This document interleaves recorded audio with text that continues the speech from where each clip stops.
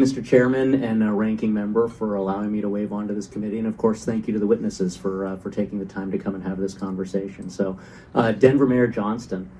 I'm a Colorado native, grew up in and around the Denver metro area, also Latino, grandson of an immigrant from Mexico, and I also served for 12 years in the U.S. Army, Colorado Army National Guard, and in the Denver metro area for another 10 years as a police officer.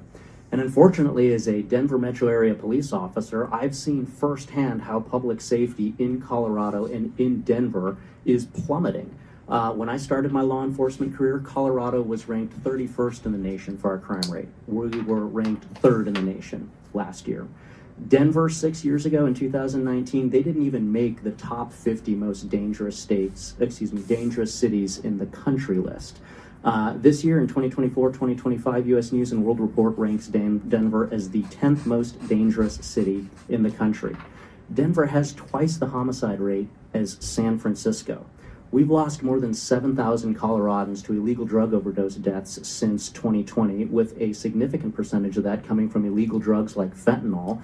And we know from criminal intelligence that in the Denver, Colorado area, almost all of that fentanyl is being trafficked by illegal transnational criminal organizations, the Jalisco cartel and the Sinaloa cartel.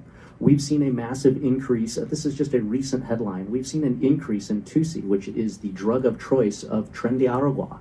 In the Denver metro area, and we've seen headlines that show that overdose deaths in the Denver metro area remain stubbornly flat despite falling in pretty much everywhere around the country. In terms of violent crimes, Denver's had over 6,400 violent crimes, so that's including things like 689 sexual assaults, over 1,200 robberies, over 4,400 aggravated assaults, and again, depending on which database you look at, anywhere from 65 to 71 homicides. Again, double the homicide rate of San Francisco. So the first question to you is, for those homicides, do you know how many of those were committed by people illegally present in the country? Thank you, Congressman, and happy to answer that because I think you may have some bad facts and happy to clarify them for you. In terms of what's happening in Denver right now, as we know, crime is down in Denver from last year to this year. Reclaiming my time, Mayor. Do you know? I do want to answer the question you phrased. Reclaiming my time. Do you know how many of those 65 to 71 homicides were committed by people illegally present in the country? And I'm happy to show all of the sources for my facts. We don't ask anyone's status at the point of arrest. We do not know someone's status when they're charged. Thank you for the answer, Mr. Mayor. And I'm glad you've brought that up because as you can see displayed here, we actually have a training bulletin to the Denver Police Department dated January of this year, which pretty much says what you just said, which is that Denver Police Department is prohibited from asking for any information about the national origin, immigration, or citizenship status of any individual.